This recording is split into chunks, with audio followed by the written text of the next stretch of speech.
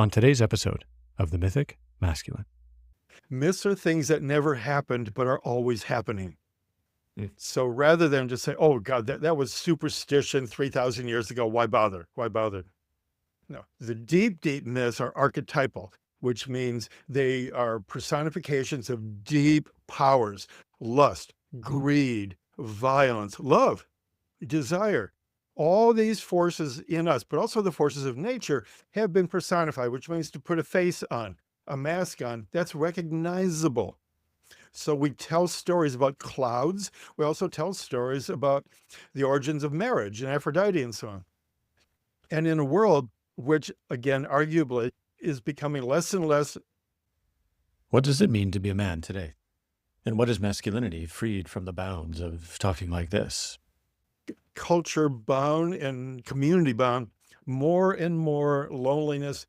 We know there's a rash of deep anxiety among youth. One of the links is, if you aren't reading, you do not know that other people have gone through this before. You begin to read and you realize you're not alone.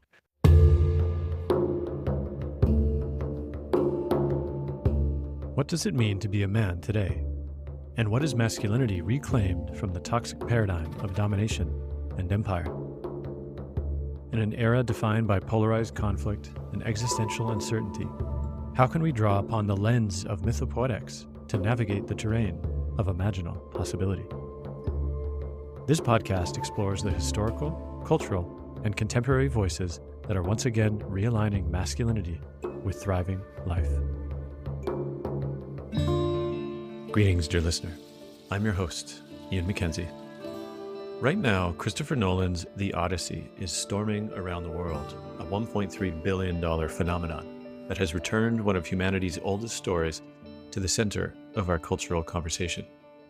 My guest today is a man who has been steeping in this epic for years. Phil Cosineau is the author of the newly published The Wisdom of the Odyssey and more than 40 other books, including the best-selling The Art of Pilgrimage and The Hero's Journey, Joseph Campbell on his life and work. Phil is a writer, teacher, and storyteller who has consulted on myth and story for Warner Brothers, Pixar, and Lucasfilm. He's led mythology travel programs to Greece for more than 3 decades and hosted the PBS television series Global Spirit. In our conversation today, Phil invites us to look at why the Odyssey has risen once again. He suggests the epic poem is Western culture's first articulated case of PTSD and the consequence of war and conquest. We speak of the women who guide Odysseus back to himself, the terror of crossing your own threshold after 20 years away, and what it means when love rather than fame becomes glory becomes the gravity that pulls a man home. Phil reminds us that the Odyssey is everybody's story, and the courage required to bend down and kiss the earth in gratitude for the chance to begin again. Now, before we begin, you're invited to check out my website, The Mythic Masculine, to explore upcoming in-person and online offerings, as well as how to become a paid Substack supporter. This podcast is a true labor of love, and I've never accepted advertising. Instead, I rely on listeners like you to fund the show. If you found insight and wisdom from my conversations, please consider becoming a paid subscriber. Visit themythicmasculine.com for more details. And now, enjoy my conversation with Phil Cosineau.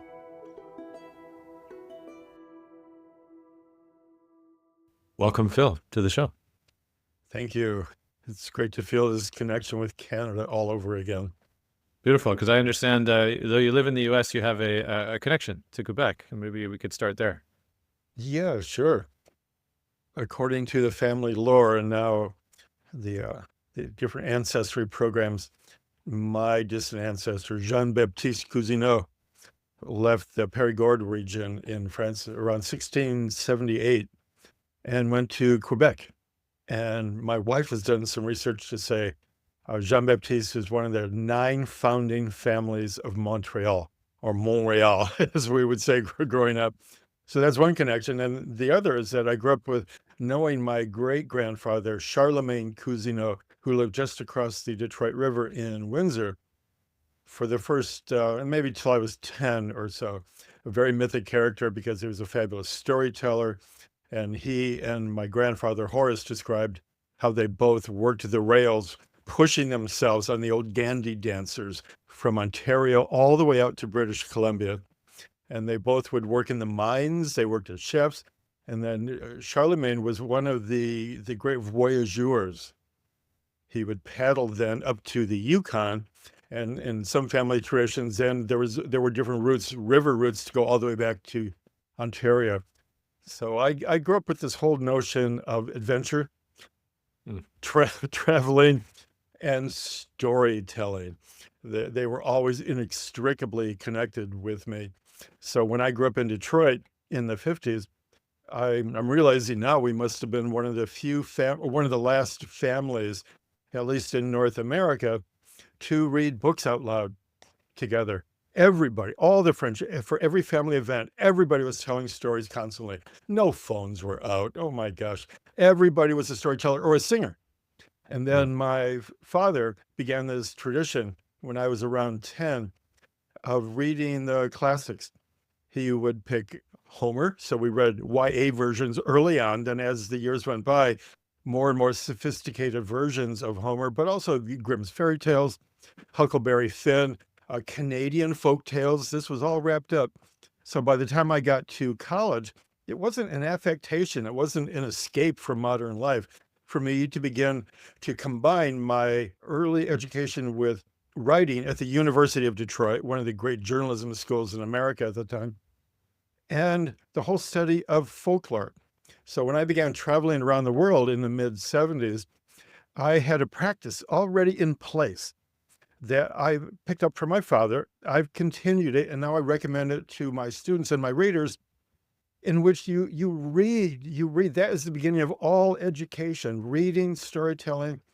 But then, as my father taught us, you read and then you make some kind of physical trip, a pilgrimage at best, to the site. So for example, we're reading the Odyssey, and my father learns about an exhibition at the Met in New York City on Greek armor and sculpture.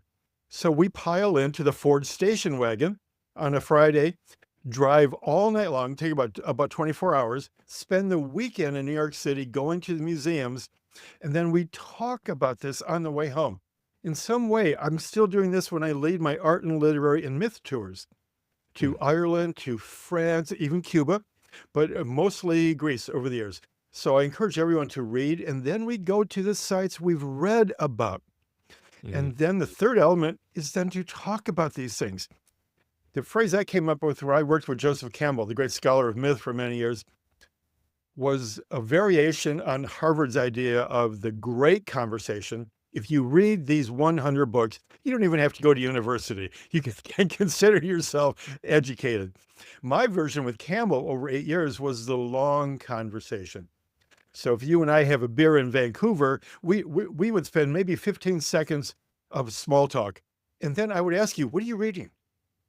Oh, I heard there was a death in your family. I hear you're getting married. When you dip into these eternal issues, you're in what I have been using now for 40 odd years, the great conversation. And guess what? I've learned over teaching all around the world, leading my tours, people are longing for a long conversation, to get past the superficial and to get down, as Ray Charles would have sung, down to the soul, get down to the real thing, get down to the real soul. Oh, beautiful. It sounds like then myth, storytelling was in your blood, in your upbringing, and become a devotion, a lifelong devotion. And well, that's wonderful. I like that. Yeah, go ahead. Yeah. Therefore, I mean, you made the link beautifully to the Odyssey, which is, of course, the center of our conversation today.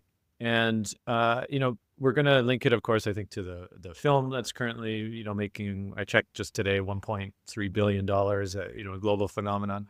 And I wonder first to ask to sketch out for the listener, for those who, again, maybe they've heard about it, maybe they've seen the film, but they don't quite know the historical specifics about the Odyssey. I'd love for you just to sketch that out before we wade deeper into this long conversation. Well, thank you. That's a very good idea. Should have been doing this all along.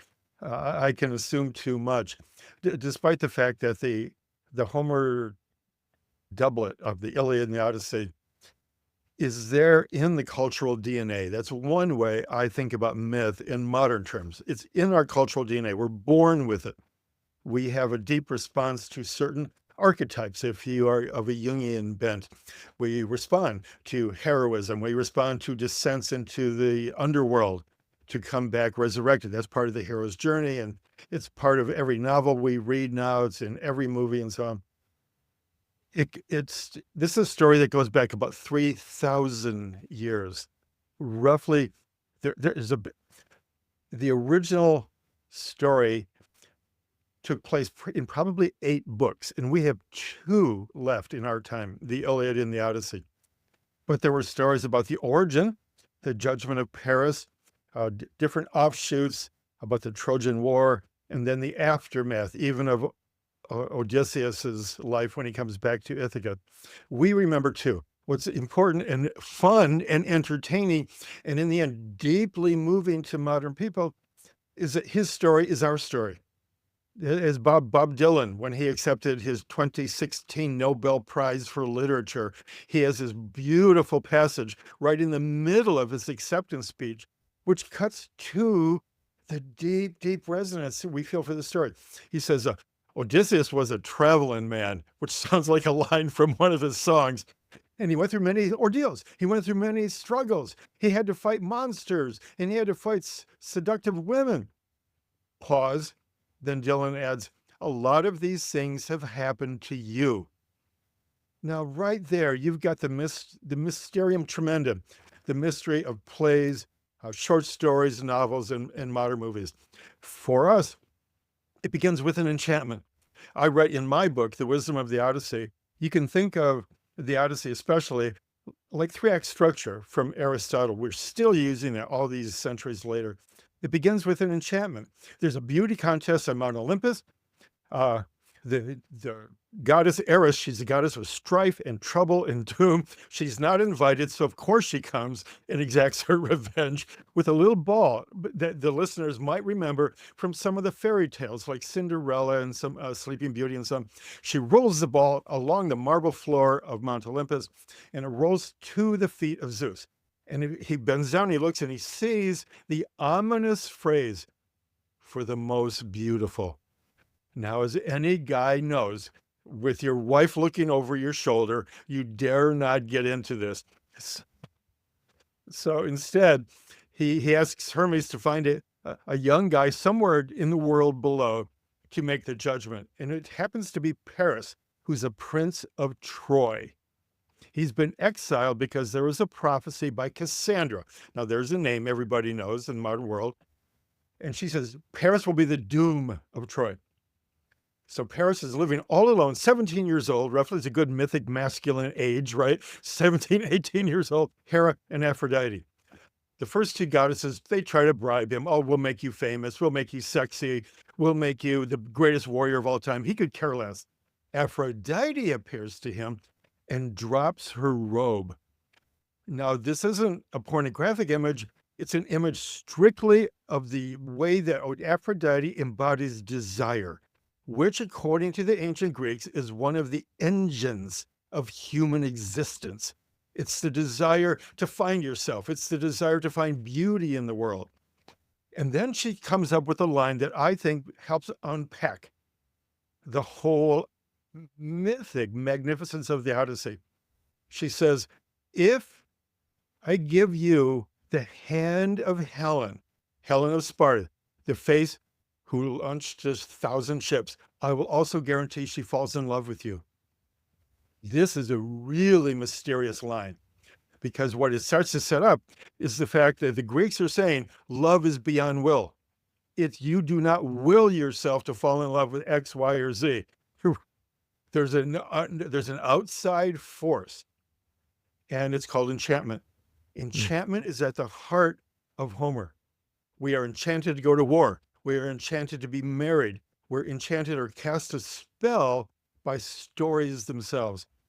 So the moment Helen and Paris meet in Sparta, where Helen's husband has left for a weekend, Paris then takes her back to Troy. And then we can flip forward into a really, really interesting element of this. The Greeks are alarmed that the wife of their great general Menelaus has been abducted. Now, there are different verbs used with this, but what's interesting is that they had all made a pact, an agreement under Odysseus's idea. This was his idea. Knowing how beautiful she was. Think about this even in modern impact. The way that men are seduced in business, in government, in sport, the sporting world, by beauty, by sex, by desire. Odysseus knows on some level this is going to happen. So he says, if someone comes and makes trouble with Helen, we will all band together. There's all the generals all across ancient Greece, and we will go get her back. It's a really interesting literary device, a narration device. So when the word goes out, as we know, 1,156 ships go to Troy to try to get Helen back. So many people in the modern world will say, did this really happen? Okay. And that's an issue that Christopher Nolan has to deal with in his book. So a brief allusion to this. One, on the historical level, there were a number of campaigns where the ancient Greeks, or their 250 tribes, which eventually became modern Greece, they knew that Troy was the richest city in antiquity. Why? Because it was right there on the entrance to the Bosphorus Straits, which go into the Black Sea, past modern Istanbul. And the Greeks, the ancient Trojans, levied taxes and tariffs, which meant they had more gold in their coffers than anybody. So on one level, this is probably an allegory for what happens when one country is lusting after the resources, let's say oil today, or the fame, the money itself, which is happening with the Straits of Hormuz and so on and so on. But it's also a psychological allegory.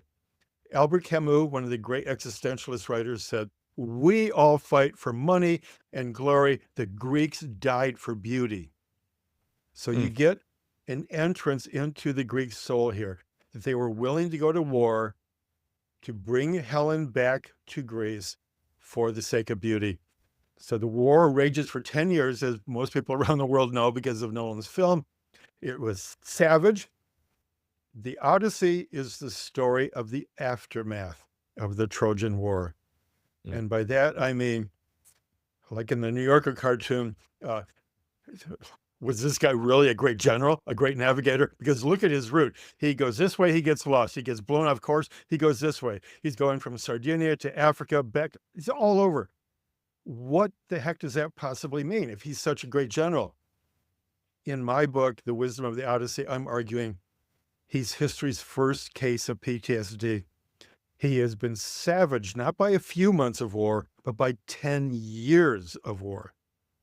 And someone who needs healing, as we know, working with veterans, war veterans, there is no straight bead home. If a soldier goes straight back home after war, a deep conflict, there will be trouble at home. Most likely violence in the home. We can't deny this anymore. Returning soldiers without therapy, without some kind of counseling, tend to still be violent for a long time. So this book is the case. I'm arguing Odysseus is a lost soul. He's lost his soul at war, which is a very different story. He's not the great adventurer. He's not Arnold Schwarzenegger in a toga, right? He's not a bullying man full of testosterone who is willing himself back home to Ithaca. Instead, the Ithaca homecoming, that's what the book was probably called in antiquity, homecoming, is a story of anguish. We have our word nostalgia. It's actually got Greek origins. Nostos is home or homecoming. Algia is pain. So here's one for the mythic masculine movement. The deep sense of nostalgia is the pain of going home again. Or as the ancient Greeks would have said, not bittersweet, but they said sweet bitter. It's sweet to try to go home, maybe to relive our glory days on the football field, maybe to go home to see an ex-girlfriend, or to meet our grandparents. But in truth, people the world over for 3,000 years have been set on fire by this image of how hard it is to go home again. Home may not even exist anymore if you've Mm. been gone for 20 years like Odysseus, or they won't recognize you when you go home, and you probably will not recognize home. So how do we deal with this? Odysseus needs, as my friend Ed Tick, who's one of the great counselors for PTSD in the world, in the world right now, says, Odysseus then on his long way home, he needs 7 years with Calypso, which is one of the most interesting scenes in Nolan's film. Why 7 years? Well, it's a mythic number. It's a number of return and completion, like 7 days of the week. But it's also a number of incubation. So her name in Greek means hide or conceal. Mm. So we're dealing with a war veteran who shipwrecks on an island, and there's a goddess there who loves him. Love is one of the big healing factors in PTSD, the healing of a deep, deep wound. It's not just talk therapy. It's not just going back to work and getting your life together. You need incubation. You need a place to feel safe so that you can heal again. And so just to end then, what happens, we have 12 adventures. Again, it's a mythic number. And Odysseus, for me, maybe the most important chapter in my book, chapter 9, is when Odysseus is on the magical island of Phaeacia. And he hears, as part of the code of Xenia, hospitality, the king and queen bring in a bard who begins to sing a song to entertain their guest, Odysseus, who's in disguise. And the bard begins to sing about the Trojan War. And our hero, this startles a lot of modern people, our hero begins to weep. And the king says, have we done something to offend you? We fed you, we bathed you, we anointed you. Now we're entertaining you, but you're crying. What's wrong? And a classic line, he says, I am Odysseus of whom you sing. My fame is far flung. I now would like to tell you my story from my point of view. And in my book, I say, this is the moment the warrior, someone who's lived by virtue of violence for nearly 20 years, he begins to tell a story. And as Van Morrison likes to sing, and the healing has begun. This is a message for your movement with the mythic masculine movement and most modern audiences. We begin to channel the violence, channel the hatred, channel the impulse to war when we take our story back and we begin to tell our story. Thank you for that whirlwind journey through so much of that context. I appreciated the before as well, of course, as Nolan's film also opens. I believe it's close to the beach, and the horses there pretty soon after. I'm curious then, ask around, and you're touching on it already, which is, I have a sense when I track pop culture and movies have been a love of mine as well, particularly Nolan's work for some time, all the way back to Memento. I was tracking his early work, so it's kind of fascinating to see his rise as well. And I'm curious for you, there's also this sense that myths themselves have their own agency, right? Martin Shaw, who I also collaborate with, the great storyteller, myth teller from Wales, he speaks about this as well, that myths, they have their own agency. They can be promiscuous. They can rise at different times. And I believe as well through film, of course, is one of the most significant mediums we have to project, stories across the globe. There's something, I think, unique about this moment beyond Nolan's preference. I don't know specifically what got him about the Odyssey, why he wanted to do it. But I also believe there's a sense of an intelligence working through the artists that they may not, they don't understand or fully anticipate. But I wonder for you, as you track the rise again of the Odyssey now, again, why do you think it's has risen again? And what is the link to this present moment? What a beautiful question, beautifully phrased. Thank you for that, Ian. Let me begin with a haunting idea from James Baldwin, one of my favorite writers, the African-American writer, memoirist, playwright. He was interviewed in 1963 by Life magazine, a legendary journal. And they were asking him, like you might have asked Martin Shaw, what's the function of story? Why do we write? Why do we read? Why do we tell stories, and so on and so on? And very reflectively, Baldwin says, and this is a close to exact quote, just when you think that your pain and your heartache is unprecedented in the history of the world, that no one else has ever possibly felt what you have felt, comma, one of the great commas of all time, then you read. And Baldwin goes on to say, for a long time in his youth, he thought that he was the only one who went through his assortment of terrors and anxieties, but the more he read, the less alone he felt.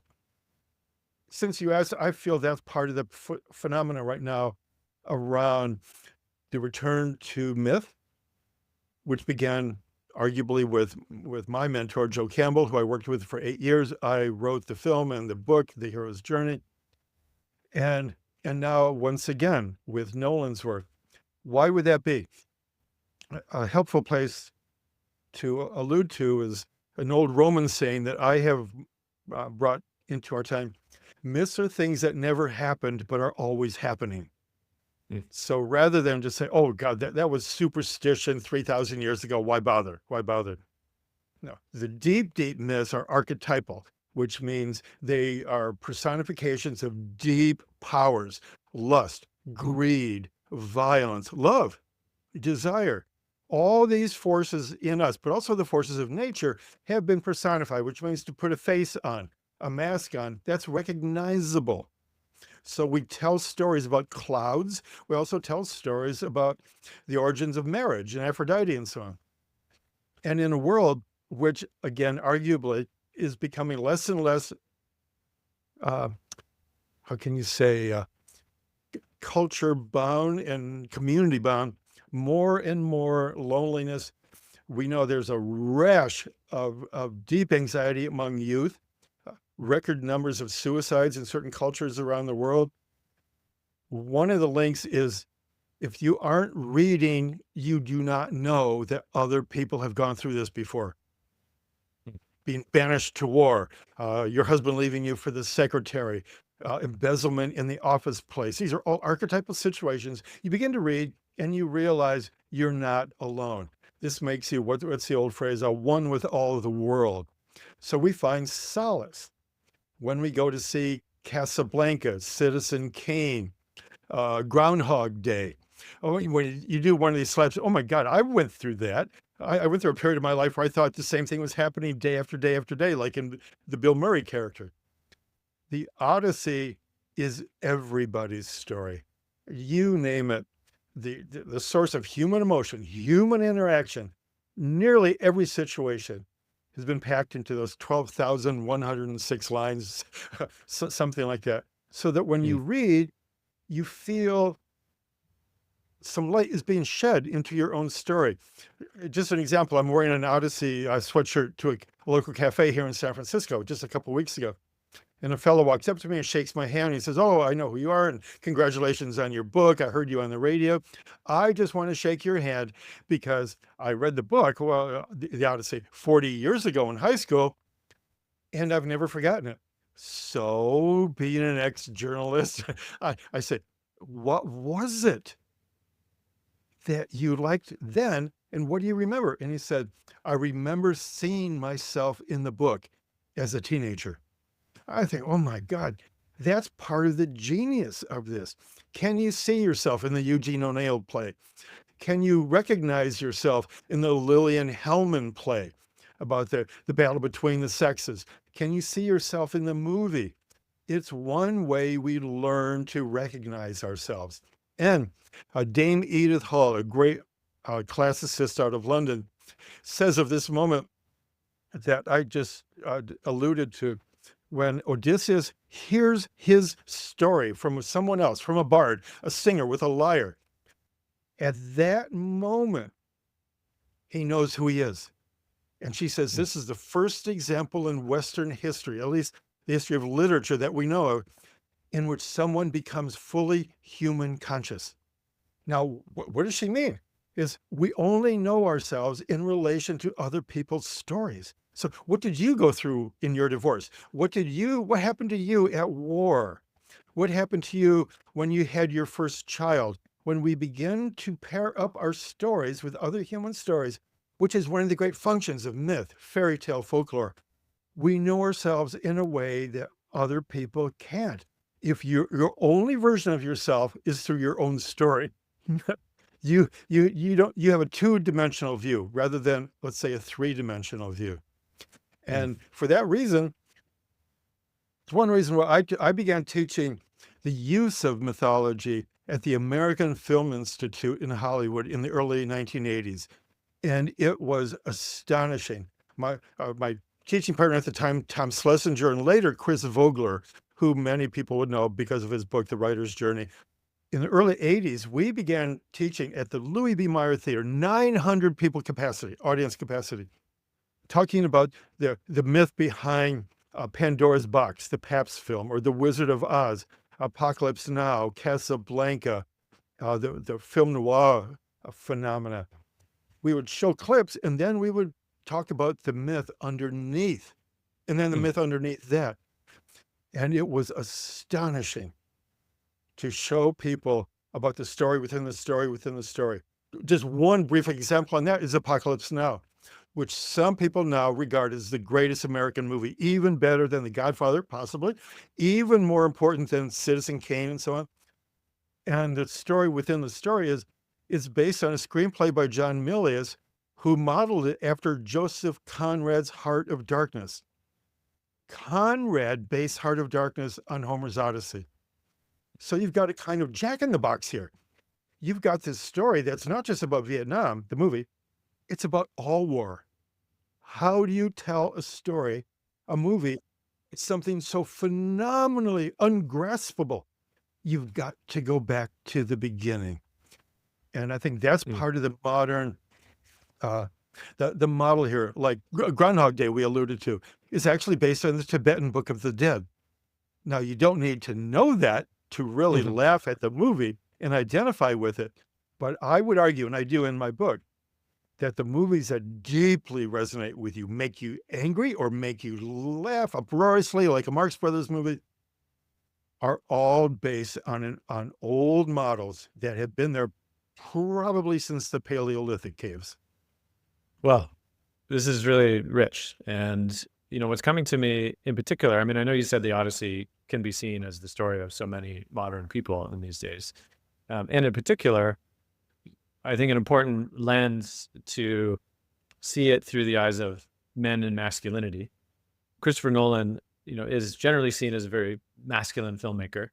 The Oppenheimer film that came out, in contrast to the Barbie film, a few years ago, was very much a contrast of that. The Barbie was a very feminist film, and Nolan, I remember reading reviews that were, it's a very strong masculine film.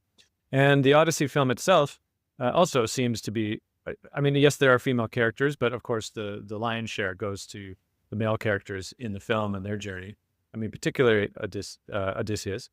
And there's something in the journey of the men that I also recognize. And of course, I work with a lot of men and myth, and that there's something in this sense of a commitment to a heroic purpose that a lot of men have or conditioned into. And then the achieving of that purpose, in this case, the fall of Troy, and then the journey home for Odysseus, and of course, all of the adventures and side quests along the way. And also the grief of that. And I was just reading very recently, actually, an article in The Guardian, which you may have come across, which is a men's therapist. And what he talks about is, he says that a lot of men enter midlife or come to him around midlife or late midlife, and they've achieved what they set out to do. They have a career, they have a house, they have a family, but there's an inexplicable grief in them. And they don't quite know how to do with it, the men. And dare I say, the author in this case of that essay, he's, again, a men's therapist. He doesn't say in the way that perhaps Robert Bly might have said, or perhaps Joseph Campbell might have said, that that's an entry into a different kind of contact with soul that is a man's work at the time, that grief, in fact, is the kind of way in the undercurrent versus a problem to solve, per se. So I just wonder about you as you look at the Odyssey. What is it saying, or is it reflecting back on the journey of men and a man in particular today? Beautifully, beautifully articulated. I can tell you have been wrestling with this for a long time, and I appreciate how you condensed and compressed your thoughts, but also your encounters with fellow men on this. So thank you. Just for the record, remember, I worked with Campbell for 8 years. I worked with Bly for even longer. Mm. With him, Michael Mead early on, John Densmore. I worked with Densmore on his book about the Doors. I worked with Robert Johnson for many years. Remember his book on romantic love? We lectured Hmm. together around the world. Robert Moore, I worked with for years. So this has been my bailiwick for a long time. And in this yet, I think I've upped the ante with this one because something new, I feel new and important, has come to me by virtue of taking people to the actual Homeric sites in Greece. It's a different experience than having, let's say, lectured, talked about it all in a classroom in San Francisco or New York or even Vancouver. When we're at the sites, something different happens. And this is part of my message in The Art of Pilgrimage, probably my biggest book, 15 languages or so, available all around the world. And that's the pilgrimage is the journey you can't take. You feel the double negative in that? You reach it, you can't talk to your best buddy anymore about it. You can't talk to a therapist isn't helping you anymore. For I'm saying 60,000 years, using the Aborigine walkabout as one of the earliest examples of pilgrimage, we go to these sacred sites, not any neutral site, not a vacation site. We go to a sacred site because things happen there that don't happen at home. This is a way to acknowledge that we have to get out of our heads sometimes. So just came to me, out of our heads and back into our feet. We actually walk to these sites. Pilgrim means, it comes from per agrum, you're crossing the fields. You are walking to these sites. Walking helps loosen up our minds, our thoughts, but also our hearts, and I argue our souls. So it's at these sites with people, often in deep grief, who take my journeys to Ireland, to France, especially to Greece, because there's something undealt with there. And I think the Odyssey speaks to people because it's a book about the grief of going home again. Realizing we've changed, home has changed, our family has changed. Maybe our wife won't even recognize us after we've come home from war.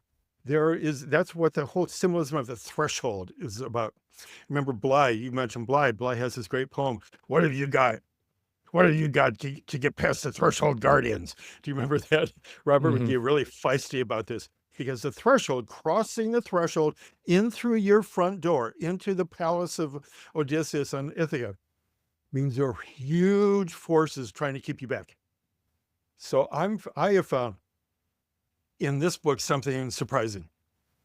And that helped fuel me to write this book in a record amount of time because I had to get the book out before the movie and the worldwide phenomena would happen. And it's this: Odysseus is not one of our archetypal heroes who, through sheer dint of Nietzschean will, forces his way home because he's courageous, because he's strong, even because of his almost legendary endurance.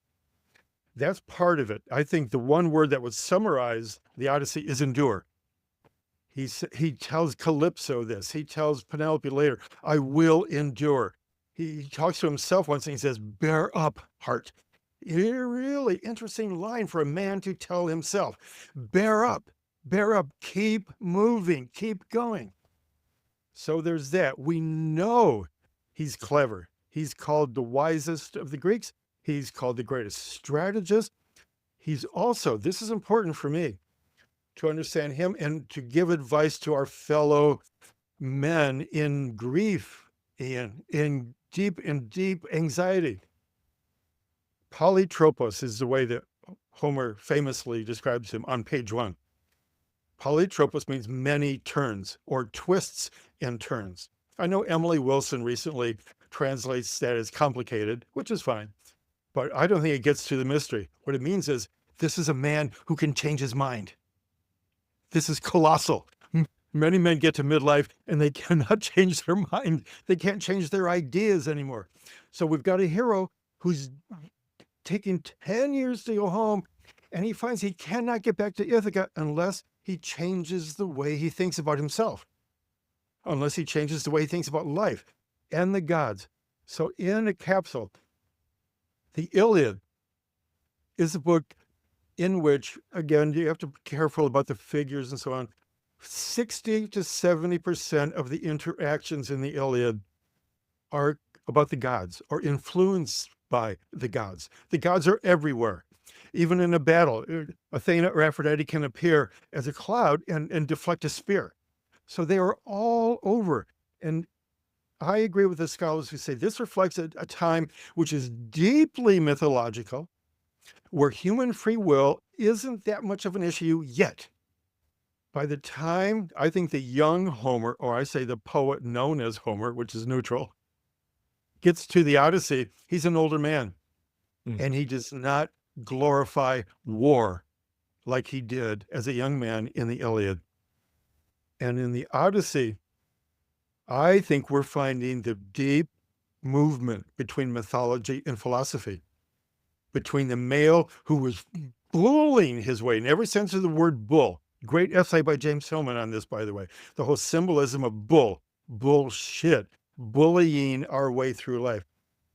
And his hero in the Odyssey, who is beginning to think for himself for the first time.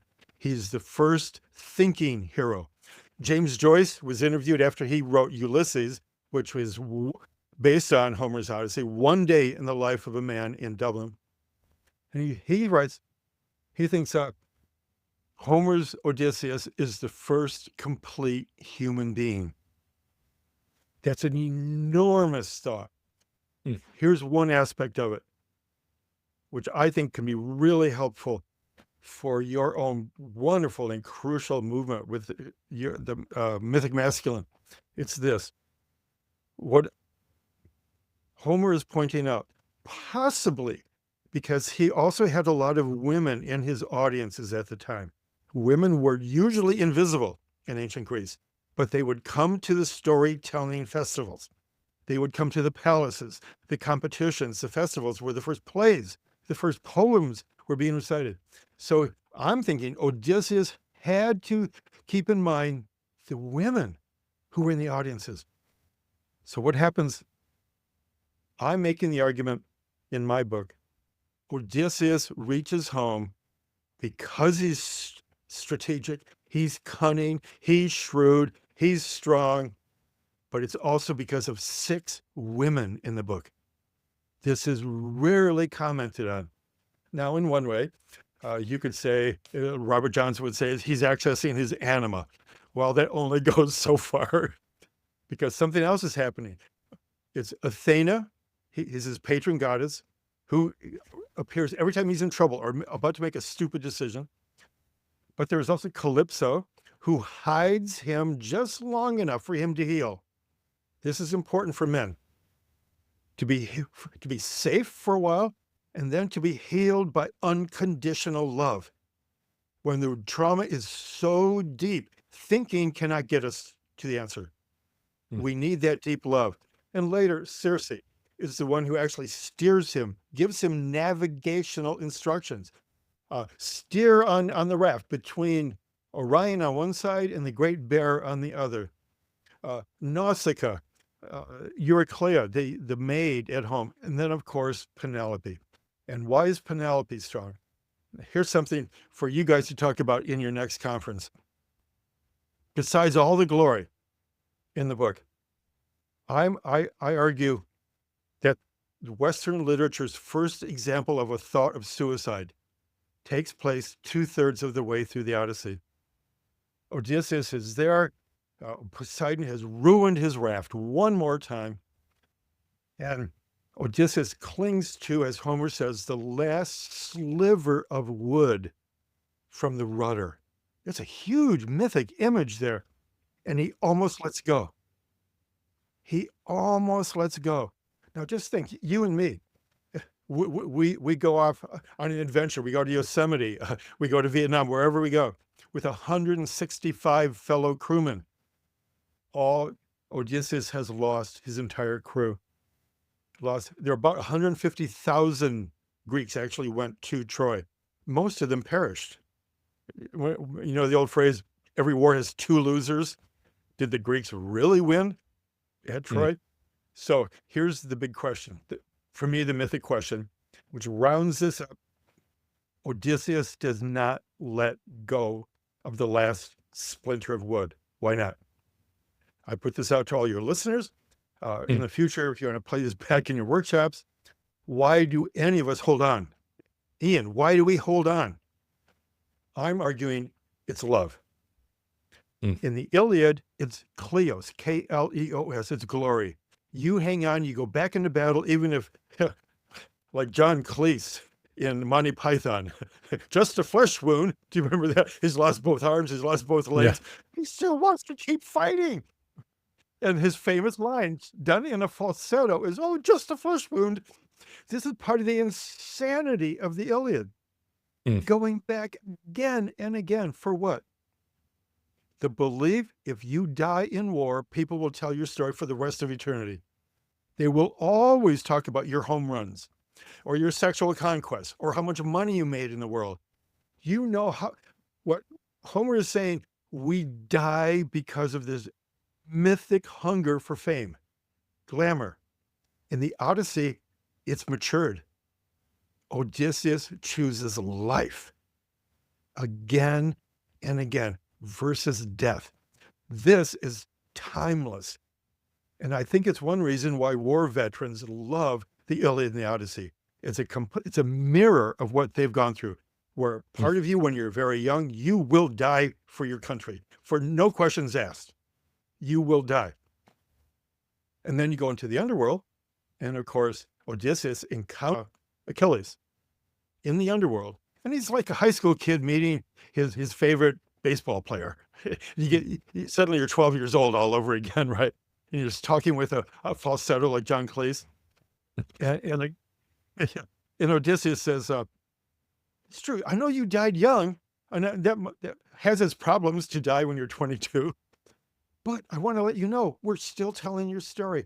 Everybody tells your story, Achilles. It was worth it. Achilles looks at him. Many scholars feel this is the axis mundi, the point, the whole myth turns around.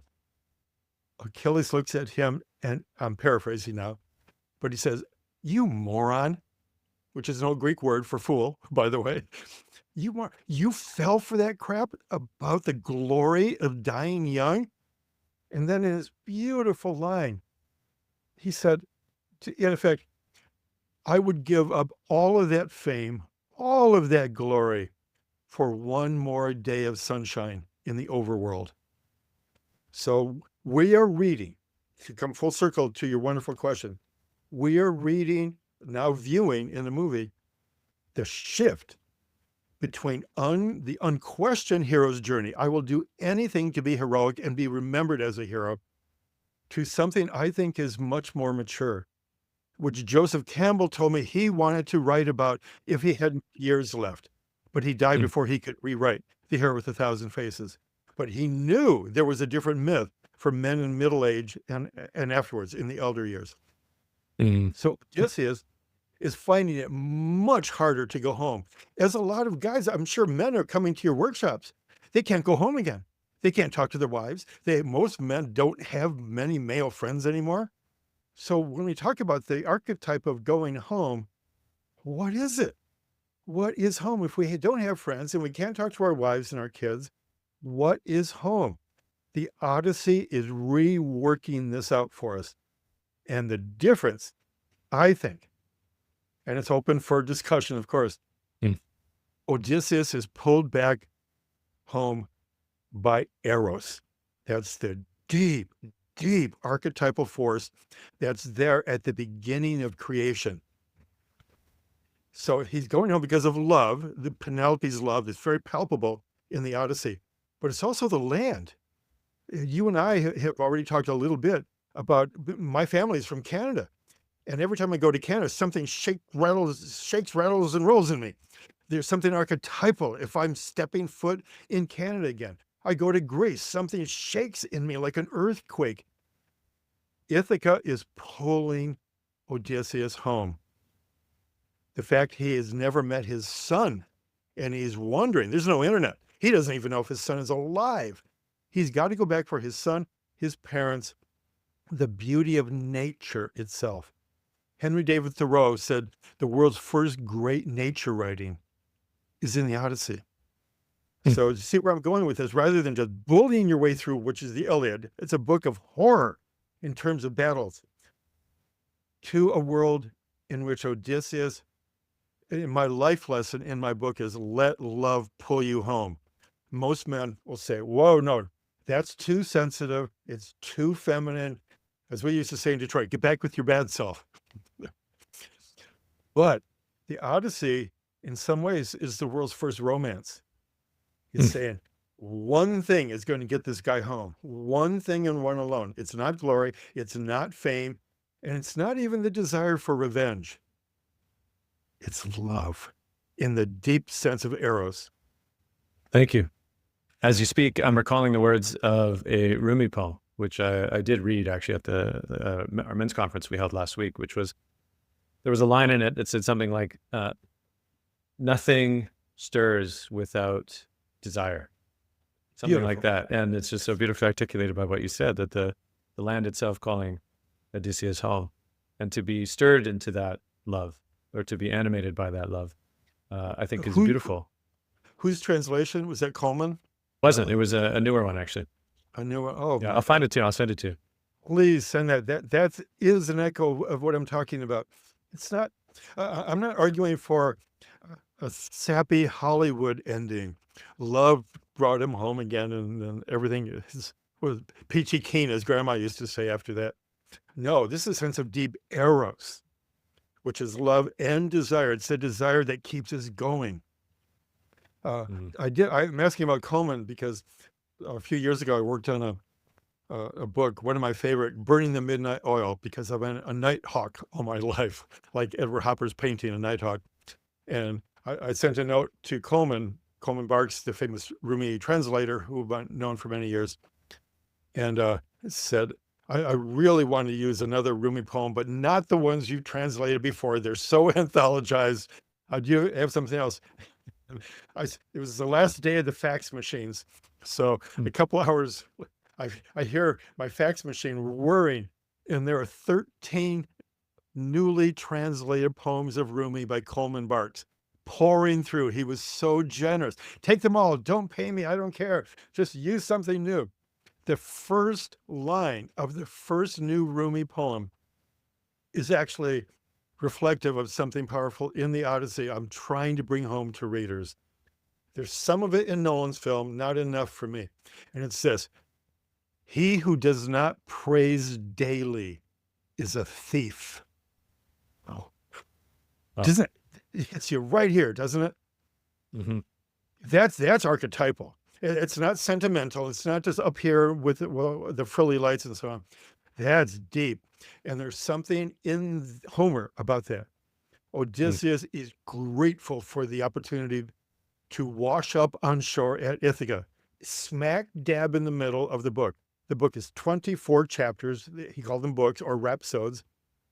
And exactly in the beginning of book 13, the whole second half of the book is about homecoming. And he if readers remember the moment, it's shown pretty well in the movie. He washes up on shore, but then he's tired, he's exhausted, he's come home alone. He doesn't have his crew. He's lost all his ships. He looks around, he can't even recognize home. And a young boy passes by, and it's Athena in disguise. And Odysseus says something like, "Where am I?" Right? The classic. Maybe that was the first time in literature anybody asked, "Where am I?" And then Athena magically becomes herself again. There's so many of these gorgeous metamorphosis scenes.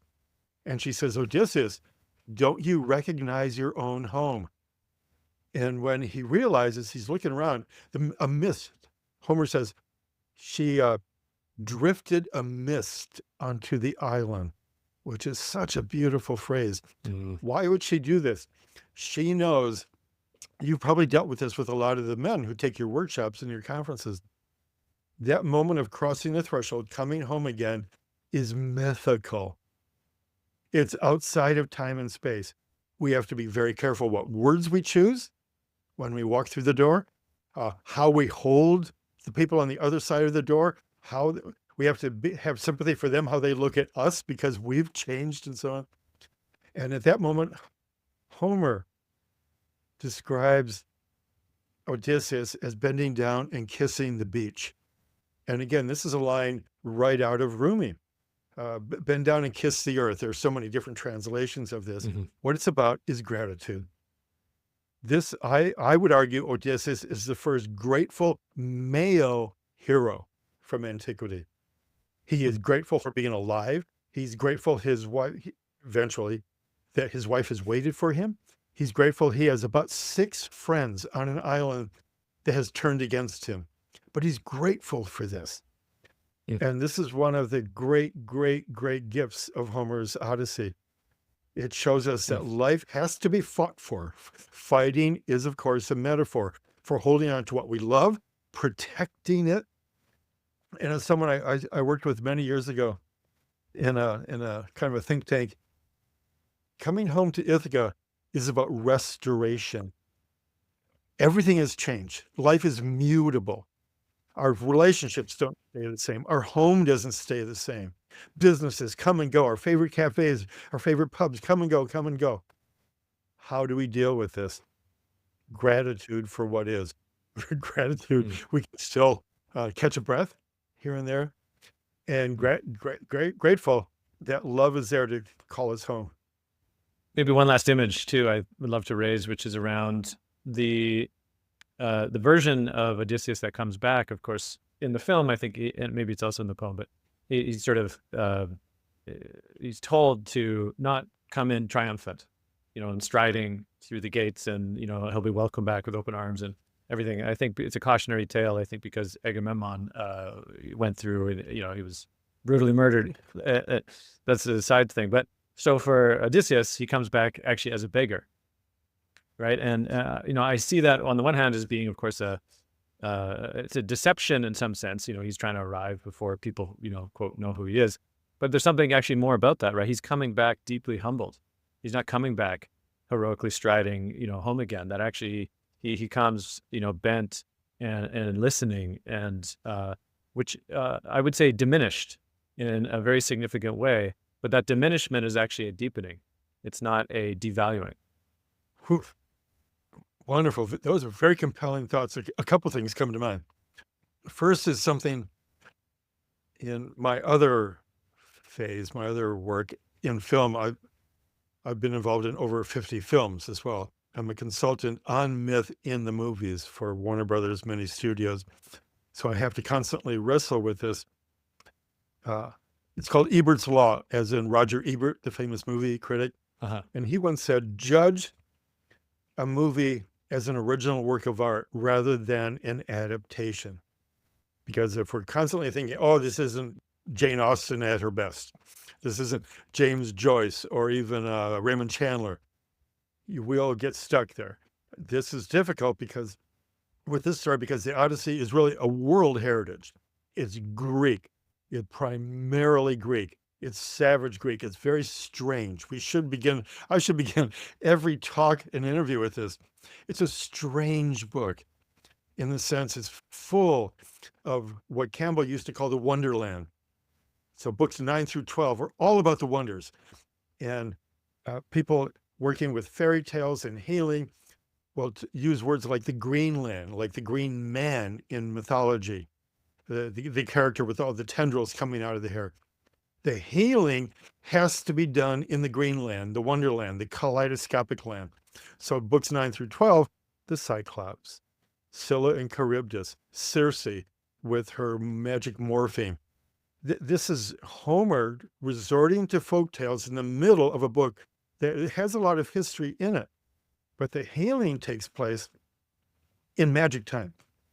So what you're alluding to then becomes, I'm trying to set this up, for what Nolan, in order to reach as many people around the world as a filmmaker, rather than just a strict mythologist, has to go wide. So he has to conflate characters. He has to compress and condense and choose. It's a great phrase, very simple in the movie line, where directors will say, "Oh, I like your choices, man." Actors will turn to each other, "Oh, love your choices there," right? And even screenwriters, "Oh, I loved your choice," which means you had to leave 6 characters by the wayside and choose 3 others here, bring them all together. What does this all mean here?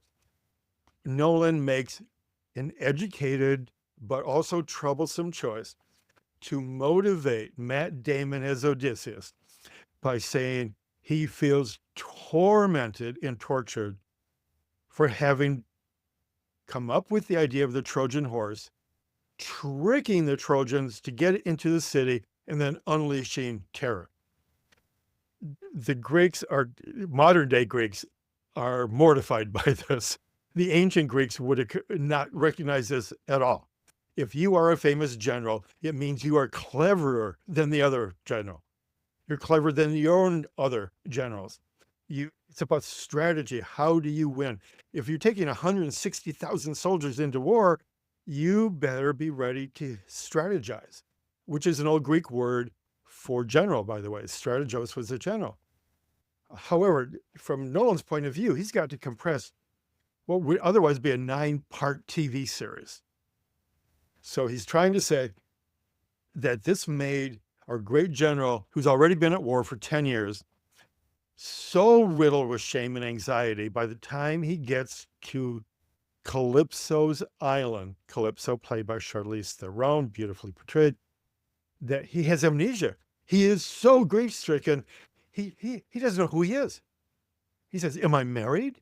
What happened to my men? Do I have a crew? Where have I been all these years?" And so then Nolan has to compress so much backstory and narration into these scenes. She does the work for him.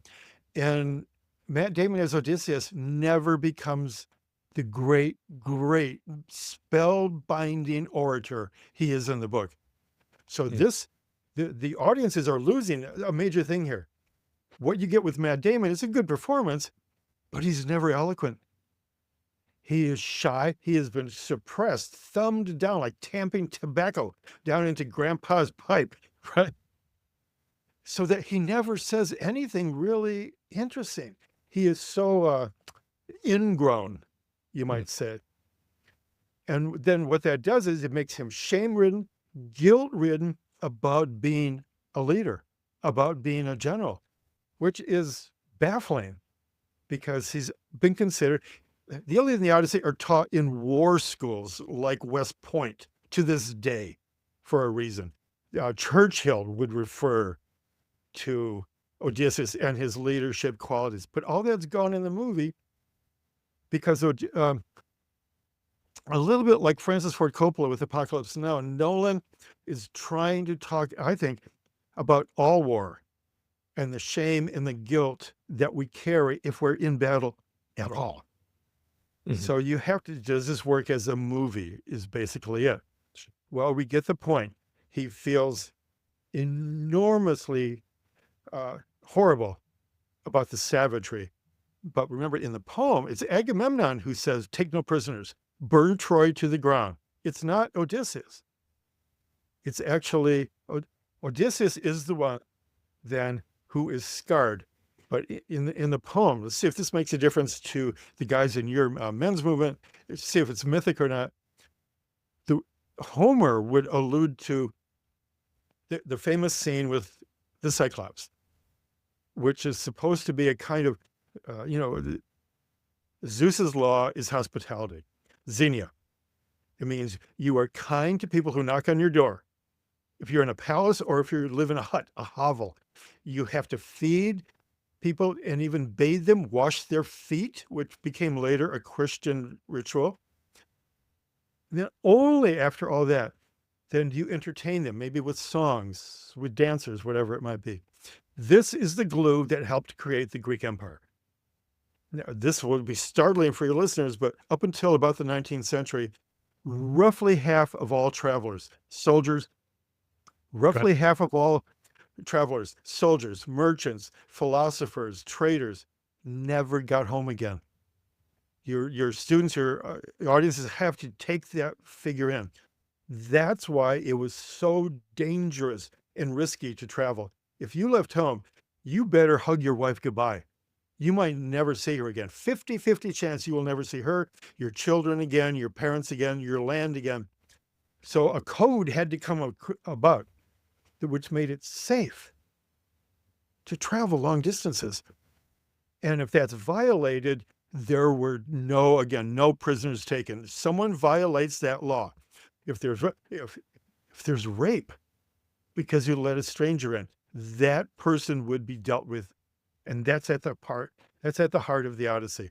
Odysseus is hungry, his crew is hungry. They go into the cave of the Cyclops, they blind the Cyclops because he's begun to eat some of the soldiers, which is a terrible thing. But the Greek explanation of this is that Odysseus took pride in having blinded the Cyclops and then saying, tell them Odysseus, king of Ithaca, is the one who hurt you. This is a really important point to teach in your conferences, because accomplishment is one thing, but if men specifically begin to go around and say, you don't know who you're dealing with, man, or look, I get the credit for this in business, and I get the credit for this, and I am more glorious than the next guy. The Greeks called this hubris. Hubris is nearly always our downfall. And finally, just come full circle, which is important, the ending of Nolan's film works somewhat, just in terms of a huge Hollywood blockbuster. The king and queen have a few moments together, but then something that's very unlikely in the Greek philosophy, the Greek mythology. Anne Hathaway, Matt Damon, Penelope, and Odysseus get on a boat and they sail away into the sunset. That is not a Greek ending. It's not even satisfying for me anyway. As a filmmaker, it's more like an American Western. It's like John Wayne bringing Natalie Wood home at the end of The Searchers, the John Ford movie, based on the Odyssey, by the way, getting on his horse and riding into the sunset. It is a strictly American mythology of male strength. I don't need nobody is a phrase that's often used in American Western movies. I don't need nobody. Bad grammar, I know, but that's what they say. Don't need women. Don't need to settle down. Don't need roots. They leave. What's missing then? Again, I'll try to make this real short. In the Odyssey, we know there's a big test. The husband and wife, Penelope and Odysseus, are testing each other back and forth because it's really dangerous to bring in an imposter. The imposter could kill you.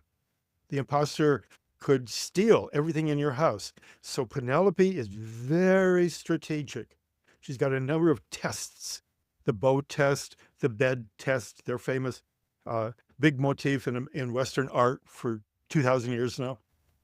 Once they finally reconcile, there's a beautiful passage translated in different ways, but essentially Odysseus and Penelope go to bed after 20 years and they share their joy in love. It's very simply written, but here comes the catch. And this, I hope this fructifies for you and your listeners and your conferences. I had to argue to keep this in my book, because originally my editors couldn't find the original translation. But in one, Butcher and Lang from the 1867, that's how long ago, they've made love. Penelope turns to her husband, says, "Come tell me of thine ordeal, because my heart can take it."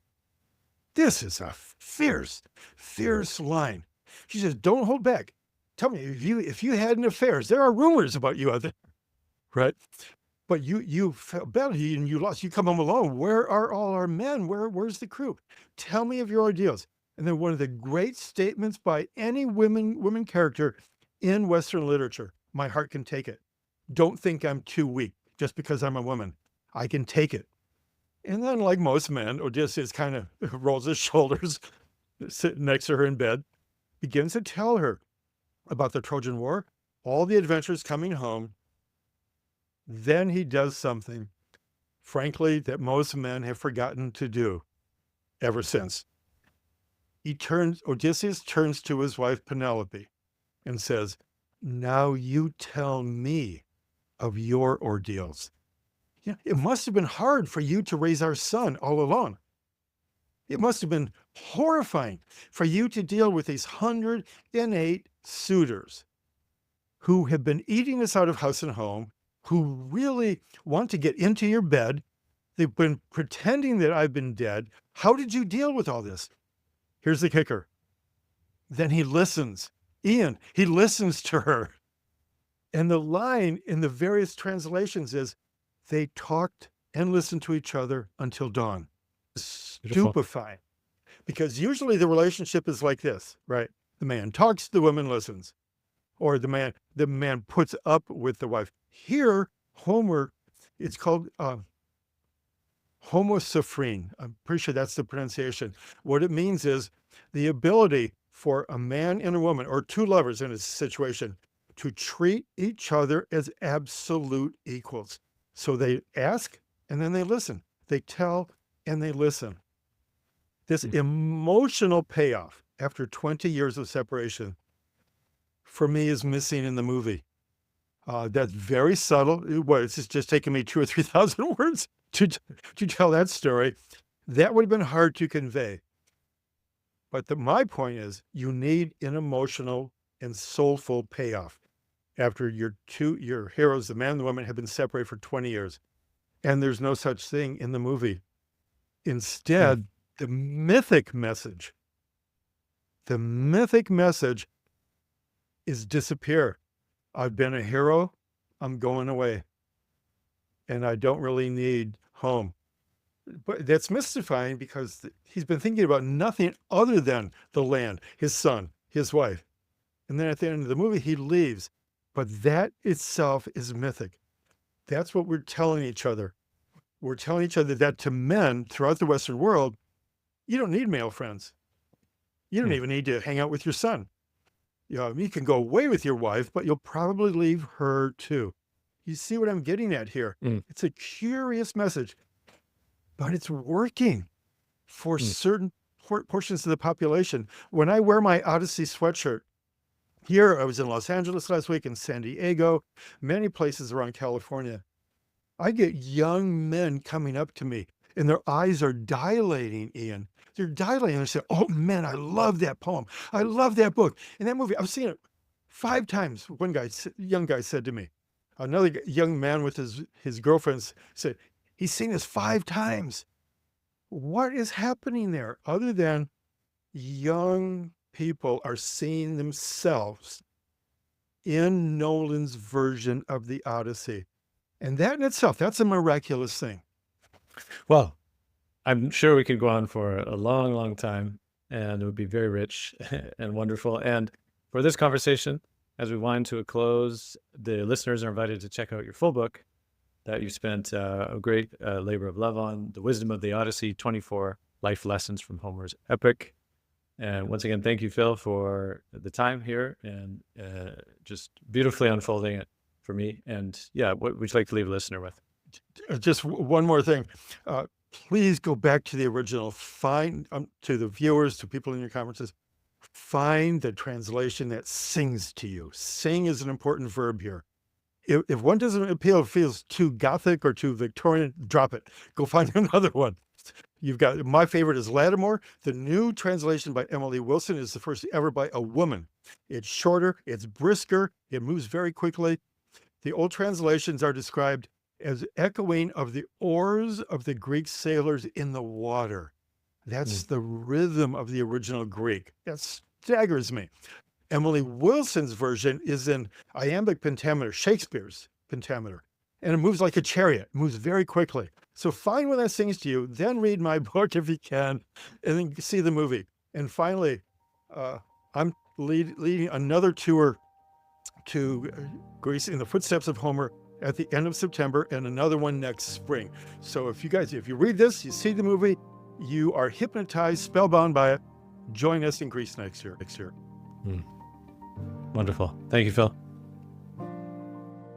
Thank you for listening to this episode of The Mythic Masculine. If you enjoyed what you heard, please share this episode with your friends and post on social media. Subscribe on Spotify or Apple Podcasts, wherever you listen. And once again, check out themythicmasculine.com for my upcoming in-person and online offerings. Until next time.